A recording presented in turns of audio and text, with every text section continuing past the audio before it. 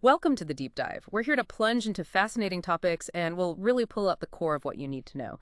And today we're taking a deep dive into the profile of Dr. Talal Al-Maghrabi.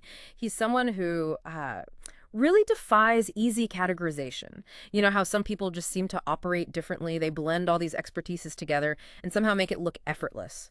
So our mission really is to unpack that unique mix. He has this blend of entrepreneurial spirit, serious academic grounding, and real practical leadership. We want to figure out how he moves so smoothly between fields like aviation, nation branding, even e-commerce. It's quite the range. Absolutely. And to do that, we've got some great source material. There's a detailed professional biography, visuals too, laying out 26 years of his career. It's a career marked by innovation, lots of international work, Saudi Arabia, the US, the UK. So the goal is to pull out those key insights. What actually makes someone a non-traditional entrepreneur work so well today? Okay, let's kick off right there. That core description, entrepreneurial mindset mixed with creative, innovative thinking, and, crucially, non-traditional.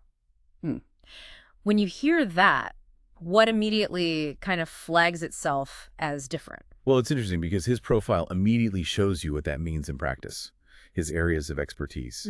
They aren't just broad, they connect in this systemic way. Take his focus on innovation, the knowledge economy. It's not just, new gadgets. He's focused on building innovative communities, promoting local content, localizing the knowledge economy. Right. That's thinking about the whole system, not just isolated projects. It's about embedding innovation culturally. That makes a lot of sense. And it's not just theory, is it? He's clearly hands-on, like developing innovation, investment startups, research in the aviation ecosystem. He even set up an innovation aviation hub. Exactly. That seems like taking a very traditional, very regulated industry and, well, injecting it with a startup vibe. How does he manage that bridge, do you think? I think it probably comes from spotting those specific gaps or maybe opportunities within those big sectors where innovation can really make a difference. And this is where it gets really fascinating, maybe a bit unexpected for some. His expertise in nation branding and soft power. Yes. He's involved in building national brand, shaping that mental image of countries, marketing cities, plus, corporate communication strategies to boost reputation. In today's world, that mental image, that perception, it's huge, isn't it? It affects everything from tourism to investment. Absolutely crucial. It's an intangible asset. And he seems to understand that you have to actively build that reputation. It doesn't just happen. Yeah, strategic communication on a massive scale. But it looks like his vision goes even beyond the economic or the national brand. The biography mentions social impact, too. Strategic planning to enhance the role of institutions in achieving sustainable community development. Social responsibility. Right. And that doesn't feel like just a corporate box-ticking exercise. It suggests a more holistic view, seeing business as a potential force for good, beyond just profit for a broader impact. And backing up that entrepreneurial side, you see his direct involvement in the startup ecosystem. He's actually managing incubators, tech accelerators, innovation, and startups. Okay. And he's got the credentials too, certified by MISC and 500 Startup. These are major global players in acceleration. So not just talking about it, but actually in the trenches, building and mentoring. Exactly. It's hands-on development. Okay, so that's the practical application, which is incredibly broad. Let's maybe unpack the foundation for all this, his academic background. It's pretty remarkable how this education seems to perfectly set the stage for such a diverse career. It gives him the framework, maybe? It really does. His academic path is, to lessen multidisciplinary study. He holds a PhD in marketing and e-commerce from Brunel University in the UK. That fits perfectly with the entrepreneurial side we just discussed. Right, e-commerce marketing, Right. directly relevant. And before that, an MBA. Specializations in marketing and information systems management.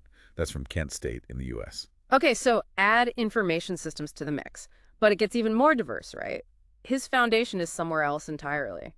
It is. His bachelor's degree is actually in aviation management from St. Louis University, again in the U.S. Aviation management, wow. And even before that, technical diplomas, commercial aviation maintenance, aviation technology, and air navigation. So he understands the nuts and bolts too, not just the management strategy. It seems so. A really deep foundational understanding of complex systems from the mechanics right up to strategy. And then you add a higher education academy fellowship on top of all that. This whole academic journey, covering so many different areas, It must give him a very unique perspective for tackling problems. It makes you wonder, doesn't it? Yeah. How do those seemingly separate fields, aviation, marketing, IT, e-commerce, how do they feed into each other in his approach? That's the million-dollar question, perhaps. Yeah, a sort of cross-pollination of ideas. Okay, so let's shift from the academics, impressive as they are, to his leadership experience. The sources mention 26 years of academic and practical leadership experience. And that key phrase, moving organizations to higher levels of success. This is where the vision meets, well, reality. And you can see that translation clearly in his roles. Take international relations.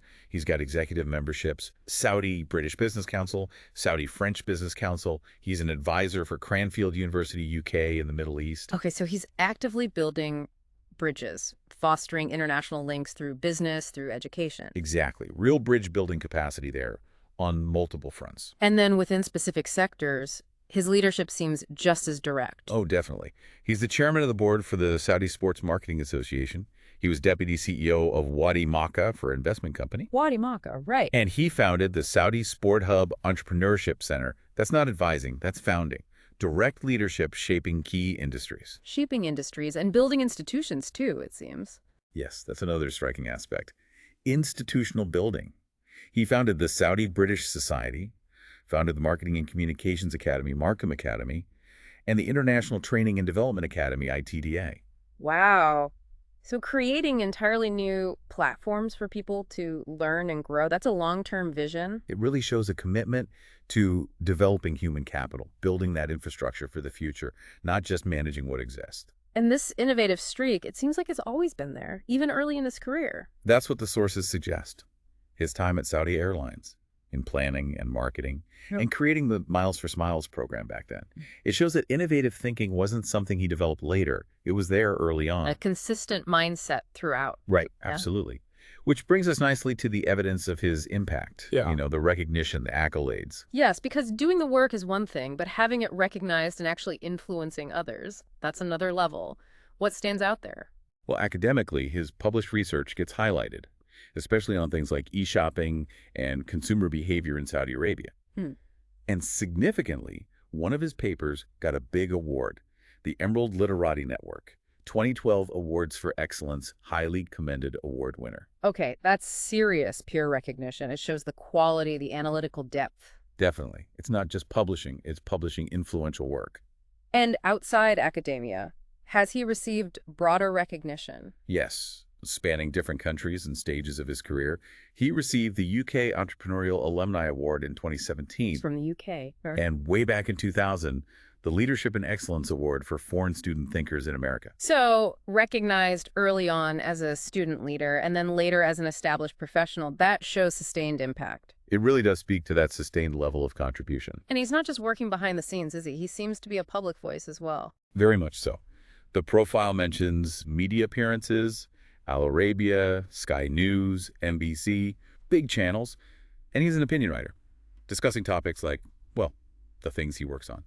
Country marketing, nation branding, sports marketing. So taking his expertise and sharing it more broadly, acting as a public intellectual, shaping the conversation. Exactly. Shaping discourse, sharing insights. And there's one more layer, isn't there? The community side. Yes, and it rounds out the picture nicely. Yeah. His community engagement.